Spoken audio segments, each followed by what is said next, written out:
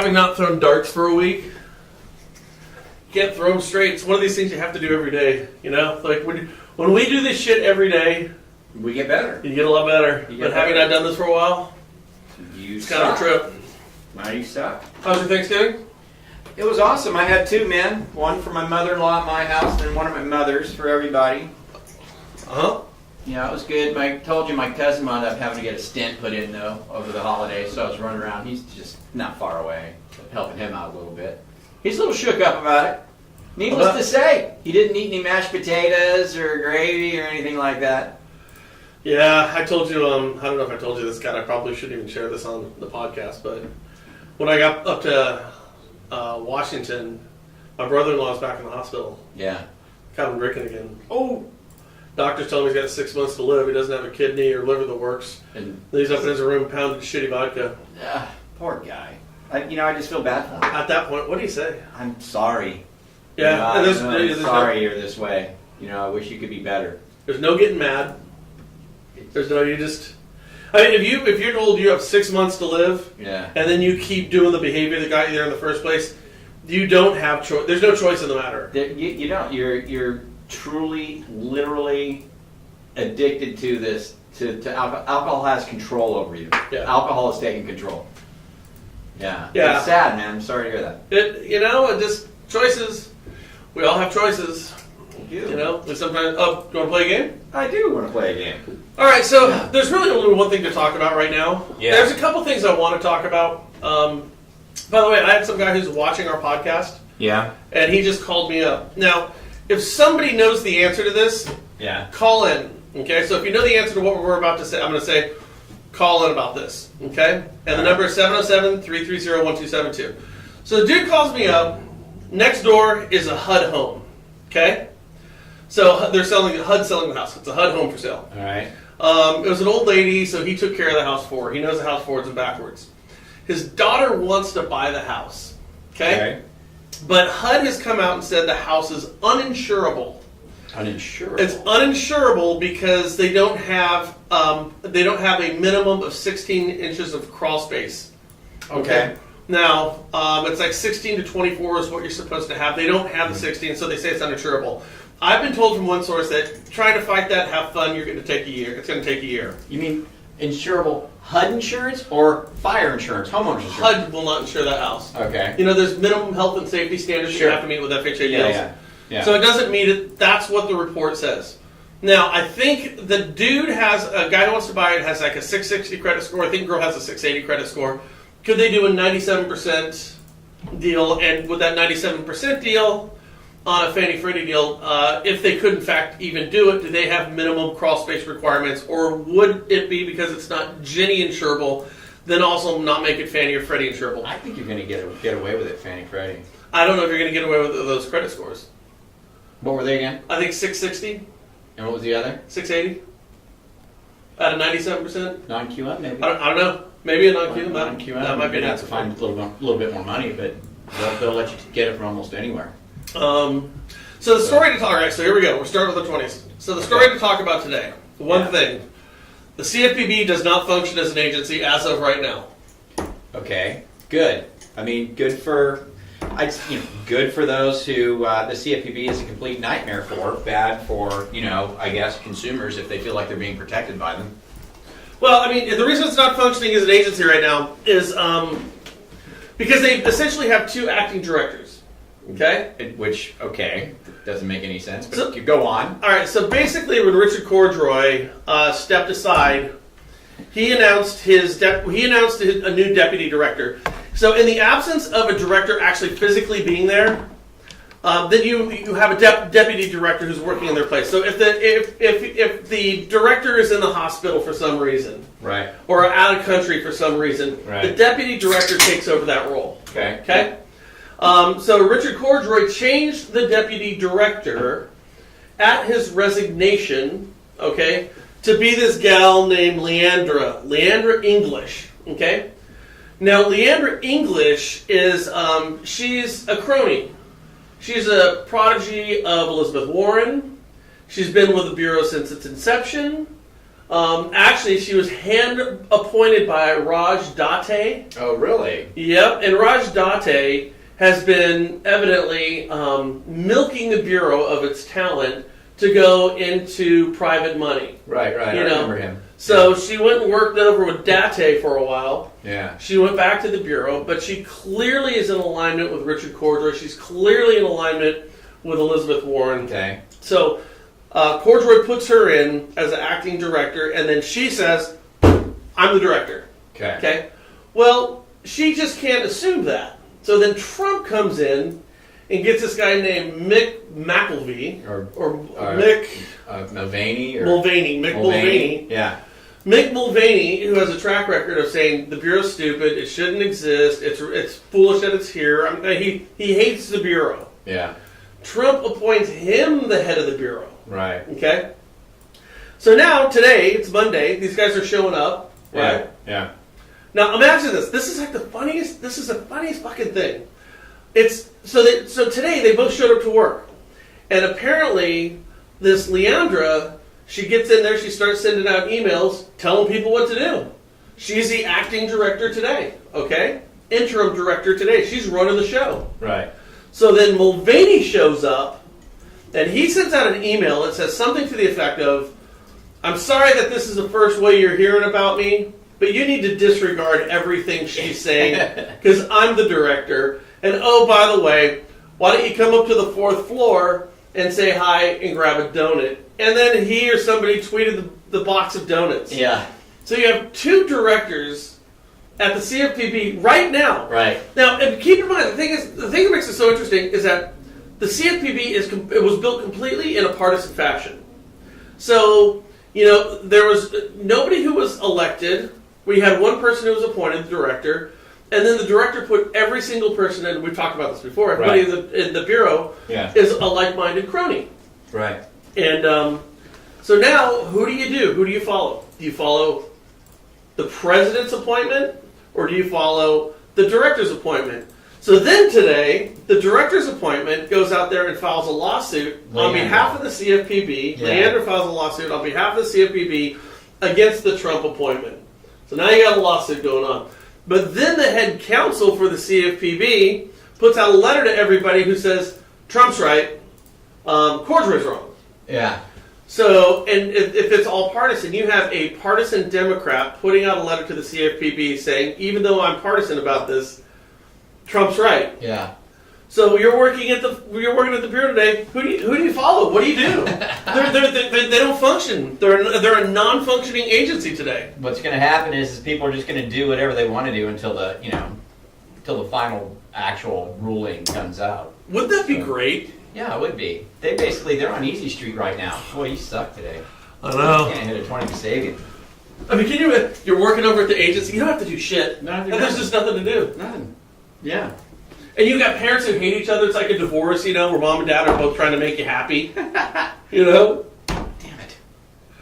I just think it's the greatest thing in the world. Mm-hmm. And it's not because... Oh, I didn't finish my 20s. What am I doing? I'm an idiot. And it's not because things are going to change in the mortgage industry. Nothing's going to change. I don't know. Cordray was such a prick. I'm just going to say it. He was such a prick. You just wanted to see this thing crash and burn. And it's beautiful that it is. And it's ironic that it's him who's making this thing happen. But you say nothing's going to change. Nothing's going to change. But let's be real. I mean, let's say Mulvaney gets in, right? Which he will. Okay. And he starts getting his way. Things start changing at the CFPB. A 5-person panel comes along. You start getting some Republicans into the agency, not just loaded up with Democrats. I mean, there could be change. I mean, now I'm not saying there'd be change. But let me ask you this: where would there be change? I don't necessarily think that there would be change with ensuring that mortgages are good and the consumer is protected. But like, do you think that where HUD normally would take over, would be in control of RESPA, right? Do you think that would get handed back over then to HUD? Would that be a change that you could see going down? I do. I think that they would put that back into HUD's hands. Well, I mean, right? I mean, but think about it. Who's going to enforce any RESPA violations today? Like if you're the mortgage industry, and Well, that's what I'm saying. So there is going to be change. I mean, but you're saying mortgage companies themselves won't change. They'll just continue doing things as if all is. Which today, I understand that. I understand that today. 6 months from now, 8 months from now, I think that we might see some things change. But nobody. So today, for example, nobody can enforce a RESPA violation. Who's going to enforce it? Well, you can't right now. You can't right now. And by the way, do you think this lawsuit's going to get settled overnight? Oh, of course not. It's going on for months. It's going to. Here's what everyone needs to understand. This lawsuit is going to go on as long as the director's term is going on. Yeah. Okay, so what do we got? We got like 6 more months or 7 months Yeah. On Cordroy's term. Right. Now he's gone. Right. This isn't getting solved in 7 months. No. So you will have a non-functioning agency for the next 7 months. So if you want to go do some illegal ads right now, now's the time to do it. This is totally the time to do it. The internet just turned off. Crashed on us? The internet turned off. Fuck. Nothing crashed. The internet just turned off. God damn. It's this building's internet. It's just so crappy. Wow.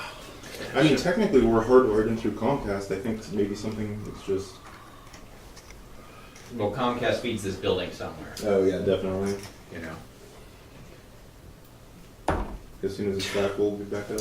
Dude, I've got like 8 triple 20s now. This fucks up our view. By the way, I can't even find us on the Frank and Brian page. You guys had 70 viewers. It went. Yeah, I see it right here. You see it where? I mean, I got my Yeah, notes. there was like 68 people on it when it went down. Yeah, there was a bunch of people on. It was going pretty good. The internet was turned off. Yeah. You get one? I got one. I gotta quit being so pensive. Yeah, quit being so pensive.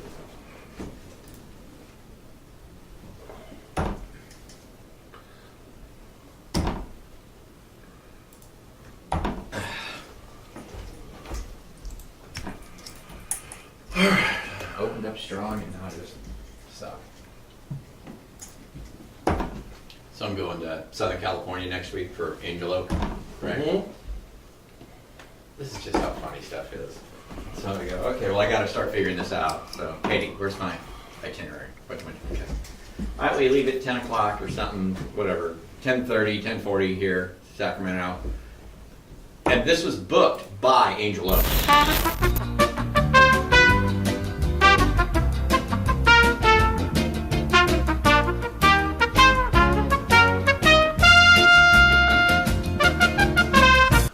Sorry about that, guys. Just internet problems over here. It seems like it's happening more often than not, and we're actually hardwired here. But we're talking about the CFPB and the fact that right now it's a non-functioning agency, and it's not functioning, and it's not going to function for the near future. And when it does start to function again, it's going to be functioning in a much different fashion than what it looks like right now. You are not going to see the type of lawsuits that you see right now. They're just not going to happen under Mulvaney. In fact, a couple of things. First of all, we told you this before. It doesn't change how you operate your business because you could still find yourself in litigious situations from different agencies for the same type of, what would be considered bad behavior. The one interesting point is RESPA. Because right now, HUD no longer has authority with the interpretation of RESPA. They don't. And because they don't, and the CFPB is not functioning, then, you could essentially violate RESPA today and not necessarily be busted for it. And it will be interesting to see what Mulvaney's interpretation of RESPA is going to be when he becomes the permanent director, or when we get a permanent director. And Trump has really kind of let us see his hand with Mulvaney. In Mulvaney, you have somebody who is downright hostile to the CFPB. He just is. He doesn't like the agency, doesn't think it should exist, doesn't find it necessary. And now he's ahead of it. So Trump is clearly putting people in charge of the CFPB. He wants DNA in the CFPB that's going to basically, kill itself. So RESPA is one area where you could still find yourself where there's no real foreseeable type of enforcement on any RESPA violations. There just can't be. Now we're back. We're back. Now here's what's interesting. Okay. Now with Mulvaney being in there, there's a lot of speculation right now within the Bureau that Richard Cordroy doesn't want a lot of the shit that was going on in his watch to come to light. And the reason why he went ahead with this appointment of a crony, that being in Leandra, is because if he could, in some way, shape, or form, keep Leandra as the acting director in his absence, then a lot of the stuff that took place under Corduroy's watch wouldn't necessarily come to light. So now you might ask yourself, well, what are some of those type of things that we're talking about? So Frank, you might want to listen to this. Let's see. The further might discover has been hiding for years. Okay, the failure to investigate the Wells Fargo fraud. And by the way, if you watch our show, you totally know this because we brought this to light. The Los Angeles Times and Wells Fargo themselves are the ones who brought the fake account information together. Right. Yet the Bureau is the one that took all the credit for that. The failed attempt to regulate car dealers by guessing the buyer's race. Oh, right. Okay, That was ridiculous. yeah. So for those of you who haven't seen this before, you basically had the lender, Ally Financial, who was the lender for, I think it was Honda, and maybe a couple of the other ones at the time.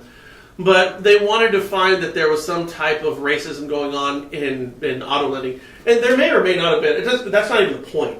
I mean, maybe there was, maybe there wasn't. But here's what we do know. How they drew their conclusions was wrong. They would take somebody's last name, and then they would put in their zip code, and that would determine a race. And so they used this as a calculation to see if some people got screwed in terms of what their interest rate was. Well, the problem is that you would have white people that were coming up black people who were coming up Indians who were coming up Asians who were coming up white. I mean, there's no rhyme or reason to it. And yet they sued them to the tune of $80 billion. Yeah, their favorite number. By alleging discriminatory, let's say, Inspector General admonishment to stop. Okay, so here's another one. The Inspector General's admonishments to stop obstructing congressional oversight and some particularly explosive sexual harassment claims against the CFPB senior management. You may not remember this, but the CFPB went through a huge sexual harassment lawsuit. Yeah. Okay, and they had a huge racial discrimination lawsuit against them. Remember with the scoring system where they gave a score for everybody and African Americans consistently got lower scores than white people? And so then their bonuses were based on that or something. Yep. There was pay based on it. Yeah. Yeah, their bonuses were based on it. Yeah. And so what they did was they just made they gave everybody a 5-star review. Right. So their cure for this was giving everybody a 5-star review. Everybody's great. Everybody's fantastic. And then the other part of it, and this is a big one, and I got to see if I can get to it, but here's what essentially happened, guys. And this was the first time an agency had ever done this before. So if you have an agency and they have overages, they give the money to the Treasury. It goes back into the coffers of the United States government, that being the Treasury. Maybe the Federal Reserve, but the Treasury generally, okay? So what the CFPB, because they had absolute autonomy, they decided they were going to change how they would deal with basically profits. That's what it comes down to. How does the CFPB get profits? Well, they sue companies, and they have these massive settlements. Right. Okay? And then what they do is, so they, the CFPB, what they was it, $12 billion? Yes. They recovered $12 billion. How much of that $12 billion actually went to the consumers? Not much. Not much. Because what they would do is they would take some of that money and they would say, okay, well, we're going to sue you $1 billion. Or we'll sue you $500 million and you give $300 million to this nonprofit organization over here.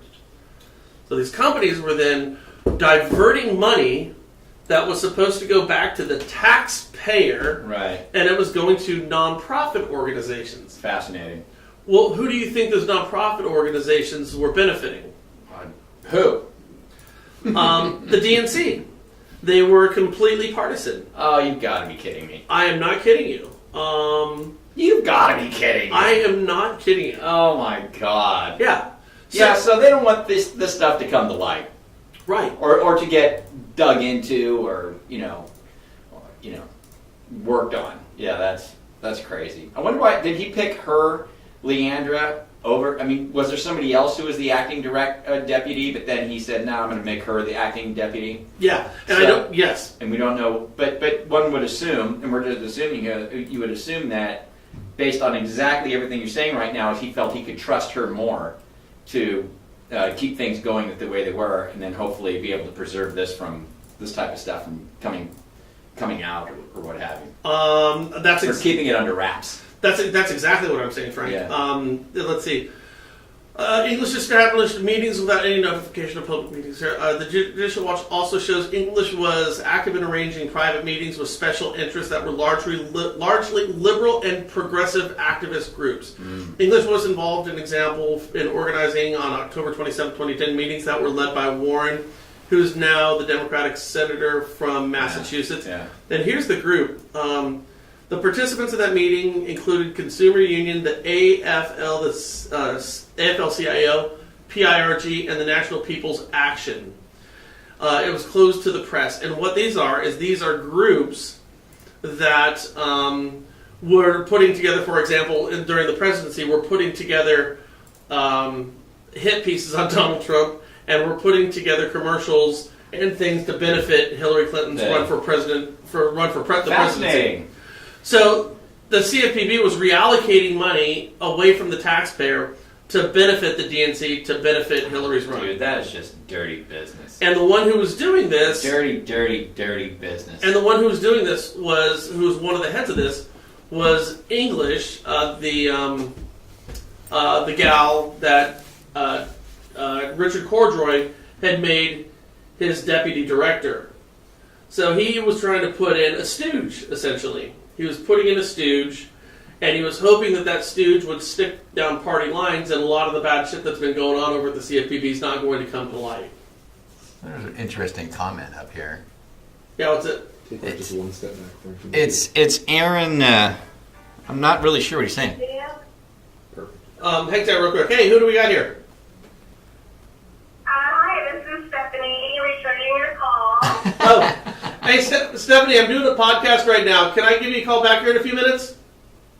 Yes, sir. All right, thank you, dear. Bye. Thank you. Stephanie's actually calling to answer the question that I asked previously. All right, go for it. What's it say? So Aaron Kiro, and Aaron, if you're still watching, it'd be good if you called in, because maybe it makes sense to you. And he starts off, he just says it'd be great if the CFPB did what they were actually created for, as opposed to all of this whale hunting, and go after violations instead of profits, such as local community pay for play led by realtors. Local community pay for play led by realtors. I wonder what that means. Well, it would seem to me local community pay to play is going to be, sitting at desk somehow and paying to get leads. Really? Yeah, well, that'd be good if you can call in. If you're still watching, Andrew, call in at the number 330-1272, area 707. And we can chat with you about that one. What else? Go down there, Andrew. Let's see what else we got here. Okay, so here's another thing. So just real quickly, when talking about the CFPB... Okay. Hello, who do we got here? Hey, this is Aaron Kiro. Aaron? Hey, yeah, he's the guy we were just talking about. Oh, okay. So What? okay, what was the what were you talking about? The pay to play thing. What are you talking about? We talked to him? Can you? Yeah, you're on this thing for some reason. I'm not sure why you got on this crazy thing, but I was you were. Transfer me over? Hold on, we're gonna see. Okay. Let me see if I can He probably had fix his this real Bluetooth quick. on. Huh? He probably had his Bluetooth on. Okay, hold on. Hang tight a second here. Yeah, turn your Bluetooth Okay, off. 1, 2, 3. Hey, say something there, Aaron. Huh? Why aren't these kicking in? You probably need to turn off your Bluetooth. I just did. Hang with us, Aaron. Where is he on here? Okay, one more time. Aaron? You with us, Aaron? Yeah, ready? Oh yeah, now we're good. Okay, let's hear it. We're good. So what are we talking about? The realtors pay to play thing. Alright, so, going on 2 years ago, no more business relationships with, you with me? Yeah. Okay. So, it's something like down here. Hey, Aaron, you there? Yeah, I'm here. Okay, so you made a comment. We just wanted to get a little clarity on that.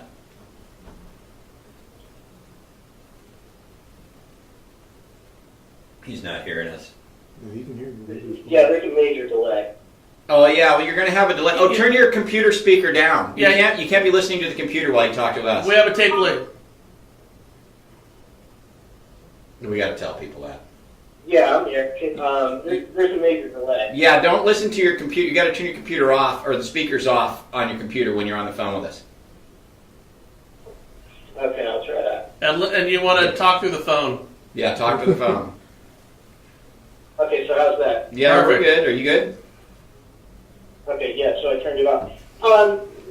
There's Keller Williams and there's Remax that don't have an quote-unquote in-house lender, but then they have Remax that has several mortgage companies in the area paying them a couple plus $1,000s a month for a shared advertising expense. There's nothing more than they've featured the company on their website.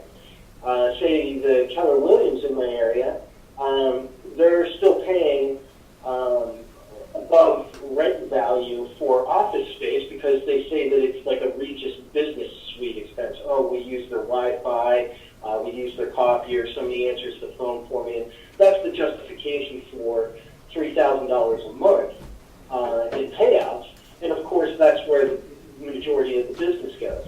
And really, too, with Zillow, I have a ton of emails that I've saved from realtors sent me back that, oh, well, so-and-so pays into my Zillow, and that's the only place that my business is going to go, and you can do the same if you would like my business.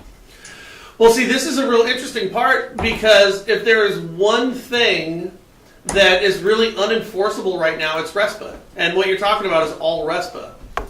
Because the only one who has the right to interpret and enforce RESPA right now is the CFPB. And the CFPB is in disarray. We don't know who's running the damn thing right now. It's not going to be Richard Cordroy's appointment. And I'm telling you right now, it's not going to be that.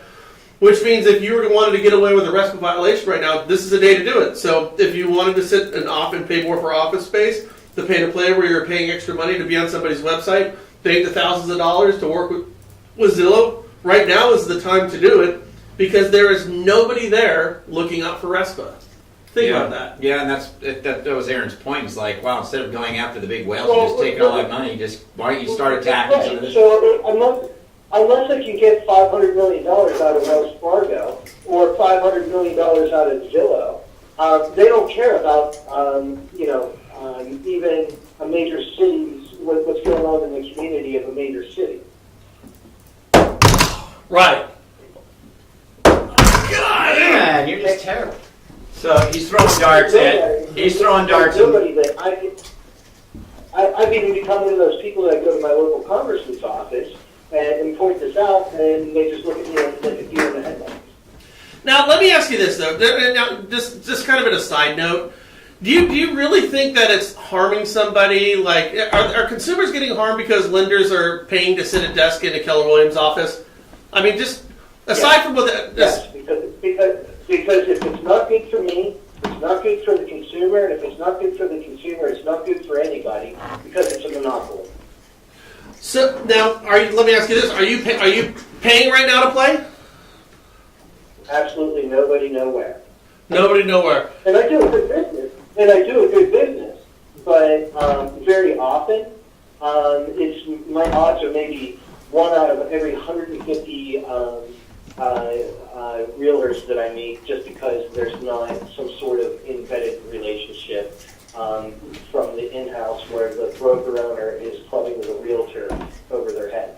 See, I always kind of looked at it this way, though. Like, if you're paying to sit in office, if you're an in-house lender, and you screw up a deal, I mean, all those agents are going to talk with each other. It's going to screw up like 10 relationships, not one relationship. And I've always kind of felt like as a real estate agent, like the good agents are like, you're not going to tell me which lender I'm going to use. Just screw yourself. I'm going to work with who I want to work with. That was my experience when I was doing it because I was the in-house lender. I worked for Wells Fargo. This is back in 2000. I worked for Wells Fargo, and they had a thing going with Remax, and I was in a Remax office in Suisun. And I got to tell you, that was not a fun experience for me. I know that there's other variables, but Yeah. the point still stands that there's real violations taking place that could get reviewed, but they'll never get reviewed. Well, not right now. I mean, yeah. See, I'm kind of playing devil's advocate because I agree with you. I don't think it's good for consumers. I think there is actual harm there. But my point is right now, with how screwed up things are, you're just nothing is going to become of it whatsoever. It's not right now because of where the lack of structure is with the CFPB. And I think RESPA is the only area that's completely unenforceable. So that's kind of a trippy one. How else is your business going out there in Pennsylvania? It's strong. I'm in Pittsburgh actually, and it's probably still one of the best markets in the country, even though they maybe loan size average is maybe only about 130. 130. Well, good deal. Hey, man, thanks for calling. And make sure. Hey, thanks for calling. And make sure you call back again. Yeah, I've watched you guys for years, and pleasure to actually finally chat with you. Oh, it's great to hear from you. Totally appreciate it. Like I said, make sure you call back. It's good stuff. Thanks. By the way, if somebody's got some thoughts on this, 707-330-1272. That's 707-330-1272. So we're talking about what's going on at the Bureau right now. Now, also think of this, and I don't know if we've covered this already, but look at their active investigations right now. Okay? So you have Aquin, you have PHH. And then the one that we're hearing right now, and it kind of sticks in line with what we have over here with, we were talking about, the pay to play. Zillow. Was Zillow. Yeah. Okay, so Zillow right now is in negotiations with the CFPB. Yeah. And if they're in negotiations with the CFPB, basically what's going on is they haven't settled because the CFPB wants too much money, or they don't like the terms of it. That whole admit no wrongdoing. Right. But Zillow has a business model, okay? And they don't want to change their business model because it's going to hurt their earning reports. Right. So I think there's reasons why they would be. I think there's strategic reasons why Zillow has failed to settle with the CFPB, and I think it's precisely with what just happened. This is a wet dream for Zillow. Sure. This is that busty girl coming in your room in the middle of the night, wet freaking dream for Zillow because who do you settle with?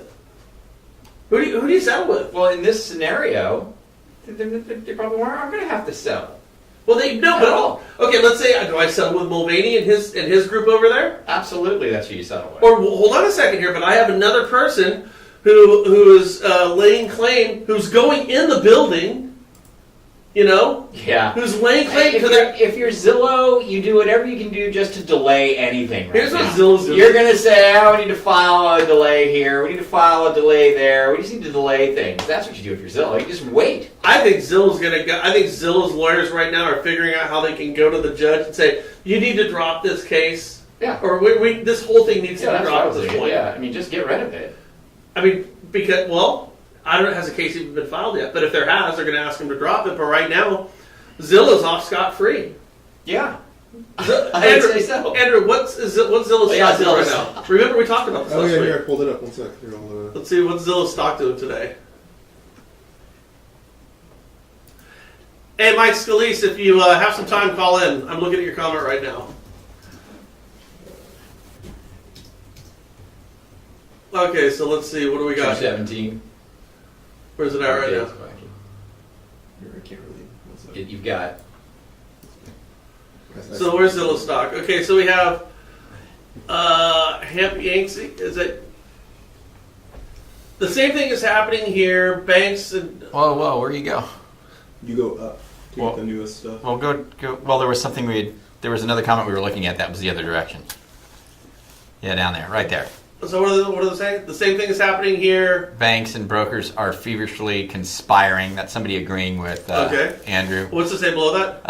Mike Scalise, being the preferred lender means you are the only ones that is allowed to meet and be in every weekly meeting. It's a huge advantage and should be a RESPA violation. It happens in our area with most of the large realtor companies.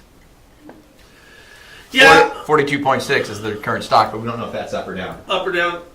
Here, it's right here. Okay, let's see. What's up? It's up up 1.36. I'd be buying Zillow today if I were you. Because seriously, they were looking at, an 8-figure, 9-figure settlement on that thing. For sure. not a 10-figure, but I'll bet a 9-figure settlement. I just don't see how they can go after Zillow to begin with. Zillow is not a consumer finance oriented company. But based on even HUD's interpretations of RESPA, all you're doing is offsetting the cost for that real estate agent to market. I mean, seriously, every lender I've ever spoke with, I've had lenders who I've spoke with who say, yeah, I pay the $1,500 a month for Zillow, because if I don't do it, this agent's going to go do it with somebody else, and I hope it works out. Right. Zillow's found a way to squeeze money out of everybody. Yeah. So based on, here's my thing. Is it harming consumers? I guess you can argue if it's harming lenders more than it's harming consumers. I don't know how much it's harming consumers unless you're just patently getting shitty lenders, which you might be. If you don't know how to market and you just have big budgets, like if you're, some Wells Fargo loan officers, maybe you are harming consumers. I don't know. Here's the thing. I think most consumers, and I know I'm going out on a limb saying most, but I think most consumers, they walk into the real estate office, they get going on a deal, the realtor hands them off to their preferred lender that's sitting in the office, the consumer sits down with the preferred lender and starts going over stuff. They're going to look around. They're going to say, okay, well, what are your rates? They're going to maybe probe online a little bit, see if the rates are close or line up. They're not just going to blindly take anything that's shoved down their throat. Or what about because they're a preferred lender? What about even programs? What about if you have an inferior product? There's a number of things to consider. But here's my thing more than anything is I don't like it because it's not a fair playing field. You don't like a stacked deck. We watch sports because we want to see a fair playing field. You don't want the fix to be in. Yeah. And I think that's the biggest thing more than anything. And right now, again, you could still get busted by HUD, the DOJ, your attorneys general, class action lawsuits, the FDIC, the OIG. You can still get busted by all these guys. You could still theoretically get busted by the CFPB, but I'm telling you guys right now, you heard it here first, you're not going to see any enforcement actions coming down the pipe from the CFPB anymore. Now, if they have things that are like in the works right now, possibly, though I doubt that.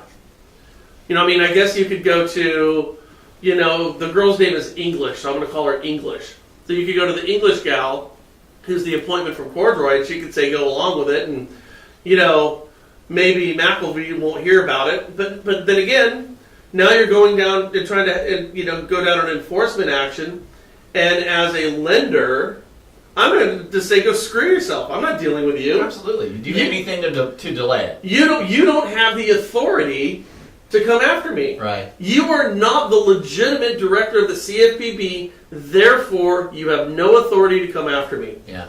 And they would be right. Yeah, they would. Back on Zillow too, I'm still perplexed as to how.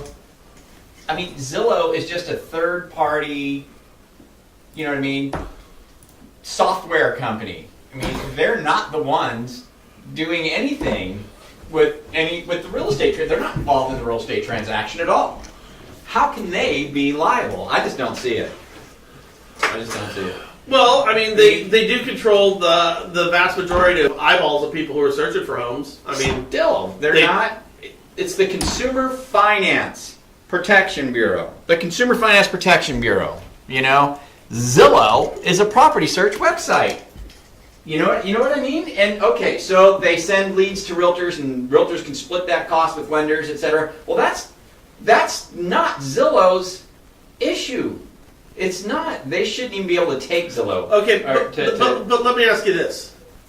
Let's say that you as a lender are paying, for 50 agents, okay? And you're paying $100,000 a month in Zillow marketing with 50 agents, all right? Would you not then try to recoup, wouldn't you be tempted to recoup some of that money by padding your rate sheets? In which case you could make an argument that anybody who gets a loan from that lender is going to be financing the cost of that Zillow marketing over the next 30 years of that loan. And that would then harm the consumer. I guess. That would be you could. Yeah, you're right. You could. You could. And then RESPA also says very clearly that there's no, RESPA says, agree with it or disagree with it, that you cannot give anything of value in belief that you're going to get a referral from that. Right. Okay, so now I'm giving money as the quintessential thing of value in anticipation of getting a referral. Right. Understand it all. But in that case, when there's someone in violation, it's the lender and the realtor. It's not the third-party software company. It's the realtor or the lender that's in violation. You can't sue Zillow. Zillow is just a machine that happens to be there that operates in this particular way. If you choose to enter into that arrangement as a lender or a realtor, knowing that you're outside of RESPA guidelines, then that's your problem. It's not Zillow's problem. Here's the thing. A lender does not have to work with a realtor and get leads from Zillow. A realtor does not have to work with a lender and get leads from Zillow. They can just buy their leads directly from Zillow. Just straight to me as the realtor. I don't want to share with a lender. They can do that. So My point is that Zillow shouldn't be held responsible for anything. Okay, so my point is well, I was going to say that, well, what about a title company? But that is a settlement service provider. Right. They're part of the transaction. Zillow is not a settlement They're service not part of provider. anything. They're just... But they're providing what is a non-compliant platform. So you're saying all the real estate agents and lenders who are, you know... But does the Consumer Financial Protection Bureau have jurisdiction over a website platform that's not involved in a real estate fucking transaction? Do you see what I mean? It's not, it seems, I feel like they're way out on a limb bringing Zillow in. Where they should have been if they felt there was a violation is with the individual companies that were violating it. Which would be every company. Right. I mean, you bring up a good point. I can't argue your point. Yeah, you know. Why don't I see us up here, by the way? I just don't even see us up here. Why is that? Any more I comments? have no idea. So, okay. So now at the Bureau, like I said, okay, here we go. So now at the Bureau, let's see what other people are saying here. Those are updated comments. But right there. Okay, so what do we got here? It definitely harms consumers two ways. Okay, so this is from Daniel Griffin. Just like higher corporate taxes, the company doesn't pay for it. It gets added to the fees on every loan, which was what my argument is. Yeah. And if Zillow's providing that platform that's going to cost consumers more money, then it is harming consumers. It effectively promotes steering, regardless of its company that has the best products or relationships for the client, which it does. Okay, so now as a real estate agent, okay, so I want you to think of this. I'm going to use Zillow because I'm going to get X number of leads on here. However, the cost is prohibitive for me to play the game. Zillow says, well, you can go ahead and get all this money from these lenders. So I take the money from these lenders, okay, to pay to Zillow to have Zillow steer those leads towards me. Mm-hmm. So in that case, Zillow is steering those leads towards me, the real estate agent, steering the leads towards that lender. And that is a form of steering, and steering would be a violation. I do get what you're saying, but what I'm seeing here, I mean, makes perfect sense. Daniel makes a really great point. Well, here's my question to Daniel, though, is if you want to get down to it, you really want to get down and dirty, right? Everything is steering. I mean, so Daniel, it'd be great if you called in, because I'm sure that you're out there working real estate agents, you're talking to real estate agents, you're going to the board breakfast, you're doing whatever you need to do to get a realtor to consider doing what? Steering a borrower to you. At the end of the day, it might not be splitting costs on something, but it might be a lunch over at Merchant and Main. It might be, just casual conversations at the board breakfast where you find common ground. But now we're talking thousands and thousands of dollars. Okay. So Tim McNeary says, as a small mortgage broker years ago, we published our rates on their marketplace rate table, and when given the even playing ground opportunity, we crushed it as our phones rang off the hook because we weren't gouging customers, but still making fair compensation.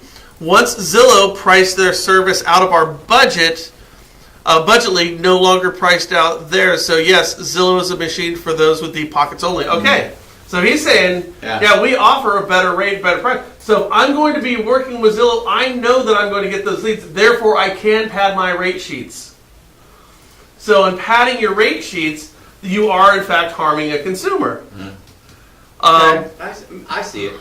Zillow's a hidden, unearned fee that trickles down to the consumer. That's what Hamp says. What an interesting name, Hamp Yance. Really, really great points here. So, I mean, I get it.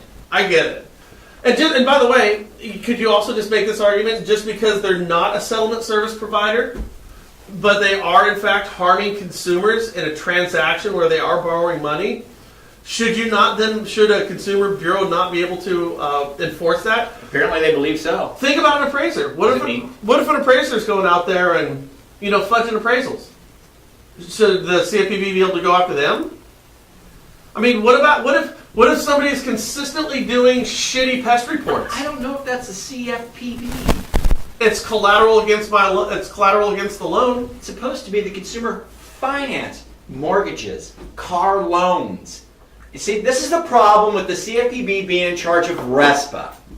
RESPA doesn't belong in the CFPB. That's the point I think that's a conclusion I think that we're coming to, is the CFPB has no jurisdiction over RESPA. RESPA is outside of consumer finance protection. Right. You're supposed to be protecting them against crappy loans, loan sharks, excessive loan fees, right? Excessive interest rates. That's finance protection. RESPA doesn't have anything to do with that. And if you were to look at and what the CFPB, according to your logic, would be, if a lender is working with Zillow and their rates are higher as a result of that, then bust them. But it's not a RESPA violation; it's a rate gouging violation. Right. It is, and you'd have to really be able to dig in and prove that.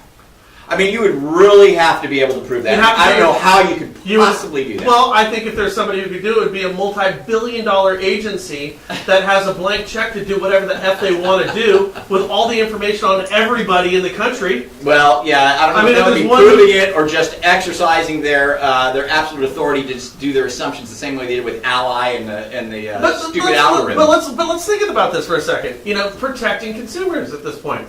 This is why I think it's so funny that they're getting busted. Let's go walk down that road with Ally again. I put your name in with your zip code in, and you came back as Hispanic. Right. You're not Hispanic. No. I put you in. Now Andrew, he's our producer. Andrew, what is your ethnic makeup? I'm a quarter black and 3/4 white. Okay. And you came back as white. Yeah, I think so. Or Right. Hispanic. No, I think you came back as Hispanic. Was it Hispanic? I'm pretty sure it was Hispanic. Yeah. And you're white and black. Yeah. Okay, but you were raised by you self-identify as a white person. Mm-hmm. So your stepfather raised you, not your father, who was half African American. Yeah. So you, for all intents and purposes, you self-identify as a white person. And I think if anybody were to meet you, they would think you're white, maybe a little Hispanic. Yeah. That's what you get all the time, right? Yep. Which, by the way, is kind of interesting. Then how the hell do I don't even know how to hate you. How should I hate you? As a Mexican or a black person? You see what I'm saying? So if you had somebody who wanted to discriminate against you, you'd be a very complicated person to discriminate because you've got your ethnic makeup and how you identify and how you look doesn't match what the CFPB was trying to accomplish. So they put out this algorithm that was right 50% of the time. It was wrong as much as it was right. Right. So that tells me it's social engineering that they're more concerned with than consumer protection. I know. Because you weren't helping consumers at that point. No. It's ridiculous. I mean, it's insane. Hopefully, what's his name, Mulvaney? Hopefully he can do some things. Somebody's asking me a question. So does Frank believe that paying for Realtor Zillow fees or Realtor.com fees or other backroom deals in order to consumers should be okay? No, okay. Let me clarify where I stand. Good point. I agree. I love it. I love the question. Here, what I think is this. Is that if you're, I think a lender and a realtor should be able to co-market Zillow leads or Realtor.com leads, right? But here's where the sticking point comes into play, and this is a failure on most lenders' parts, I believe, and that is this: as long as when that lead comes in, it goes straight to the lender and straight to the realtor, and that lender does his due diligence to chase down that lead and try and secure that lead as a deal for himself, and that realtor chases down that lead and tries to secure that lead for themselves. What typically happens, though, is lenders just go, screw it, I'll pay the money, I don't care. Then they let the leads come into the realtor. They don't even call the leads, right? They come into the realtor. The realtor does all the work, if they do it, right, to try and figure out if there's a deal, hoping that the realtor figures out this one looks like a real deal and then send it back over to the loan officer who's playing the game. Now, that's clearly RESPA. Do you believe in regulation? Of course I do. Okay. And so what is the purpose of regulation? To make sure people don't get screwed. And how do you not screw people? Well, just say what you're trying to say. I don't know. To create a level playing field. Well, you have penalties. No, yeah, if you break a regulation, you have penalties, and that keeps you under the regulation. Not to screw consumers, and in order not to screw consumers, you have to have a level playing field. Now you have Zillow, who is controlling 70% of the eyeballs online, so they monopolize eyeballs online, and they can create an unfair environment, an unfair playing field, okay, where lenders are going to feel like they're required to, like they must charge more in order to play Zillow's game. Nobody wants a monopoly, right? Standard Oil, we had Carnegie Steel, okay, created these massive monopolies where they could control. Carnegie, he could go ahead and control the rail lines. You're going to pay this, or he could control the oil. Well, if you don't do this, I'm not selling you my steel. You have to get it from me in order to function as a company. Therefore, I can pick and choose my price, creating some cartels of sorts. And you could make the argument that Zillow has created a cartel where they could force lenders into a corner to where they charge more because Zillow is more concerned about their profits than they are consumers, which they should be. But it is an unfair playing field right now. Well, it is. I agree. But it's nobody. Lenders and realtors alike. In fact, we just had Barrett in here the other day. Doesn't buy a single lead. One of the most successful real estate agents out here, right? Nobody has to go through these people. They do not literally control. Zillow doesn't literally. I understand your analogy, but it's not quite the same because Zillow doesn't literally control all of those eyeballs at all. They don't literally control them. Those people are still making their own decisions. Right. You see what I mean? They may have stepped on a property, filled out a form, get some phone calls, some emails from some people. But Zillow isn't. It's not like that consumer can't get a house or a loan unless they go to Zillow. That's not true. Right. They can go they can work with any realtor they want, any loan officer that they want. So it's kind of similar, but it's not exactly the same. Well, the thing about Zillow is that they only function as a successful company who could potentially steer consumers into higher rate mortgages because everybody in real estate and lending is complicit with their model.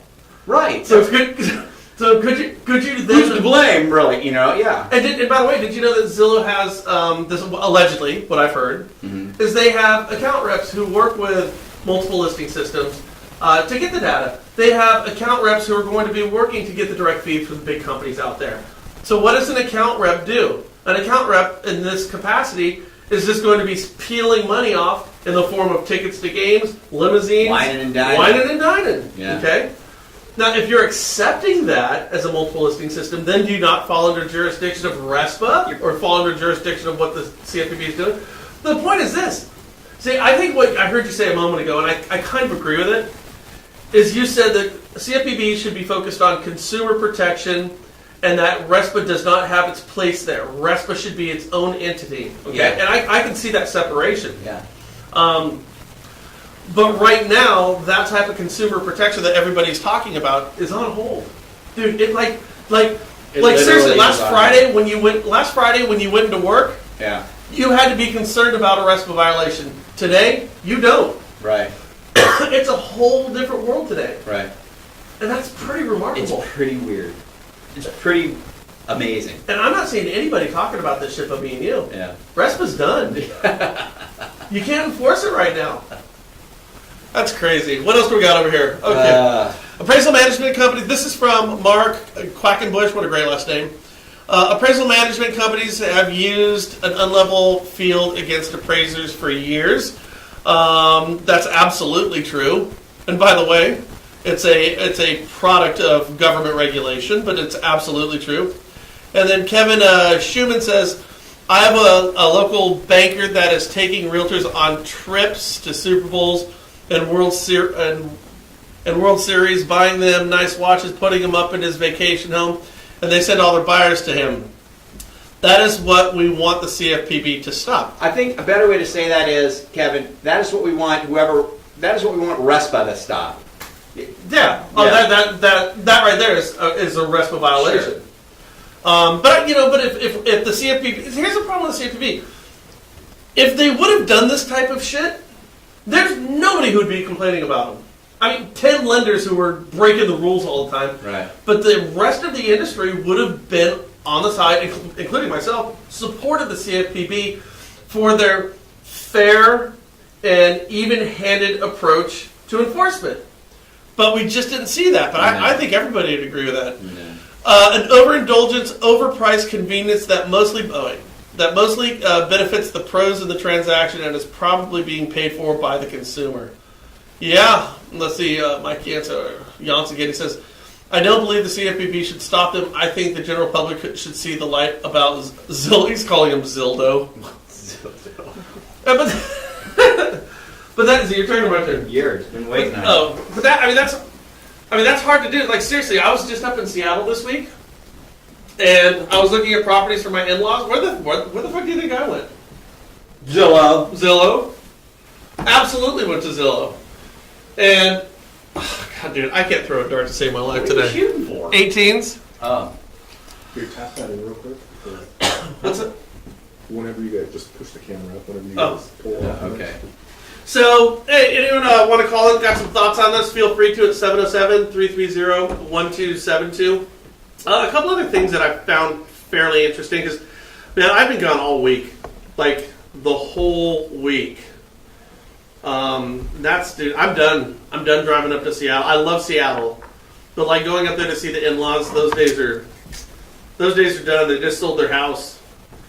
Okay, let's see. Radian Fannie sells $124 million in non-performing loans to nonprofits. Construction startup build-up rates, loan home financial, congressional hearings to reschedule Fannie. No, it's 12 o'clock. Oh, it is 12 o'clock. Yeah. All right, I guess we're going to motor. Yeah. So, hey, listen, so like I said, when you're talking with people today, ask their opinions on, RESPA. RESPA is under the jurisdiction of only the CFPB. And the CFPB right now is having a civil war. You have two directors who are both at work today fighting for the allegiance of the employees with a court battle going on right before our eyes. Fascinating. It's fascinating stuff, man. It's fascinating. It's in complete disarray. A lot of the belief is that, the outgoing director, Cordroy, did not want the incoming director to see all the shenanigans that they were up to. We've been telling you about those shenanigans for years. Not the least of which is directing money to the DNC for partisan political purposes. Yikes. Which, by the way, If that happens, if that comes to light to be absolutely true, that should be a shitstorm. It is true. It should be a shitstorm. It should have been a shitstorm already. Right. It should be a shitstorm now. And I'll tell you what you're going to see here in the coming weeks when Richard Cordroy announces his run for governor of Ohio. The money from the class action lawsuit arbitration clause piece, which was officially dashed today, it's gone, what Richard Cordroy wanted. But I think you're going to see a lot of folks that would have benefited from that rule are going to fund his campaign. I think we're going to see that. And I'll tell you what I really hope. I hope the people of Ohio see him for what he is, which is just a charlatan. Just very, very unredeemable. I don't care. That's all I can see with that guy right now. So, anyways, those are our talking points for today. Make sure you tune back in tomorrow. We'll hopefully have our internet all fixed up. And we'll talk to you guys soon. Thank you so much. Adios. Sorry, guys. Let's see. I'll probably today.